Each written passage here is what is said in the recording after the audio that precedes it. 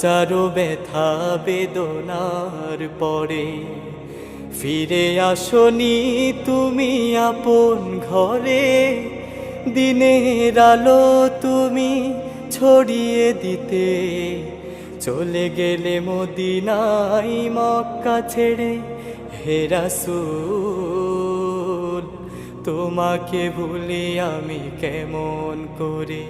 হে রাসূল তোমাকে ভুলি আমি কেমন করে। হে রাসূল তোমাকে ভুলি আমি কেমন করে।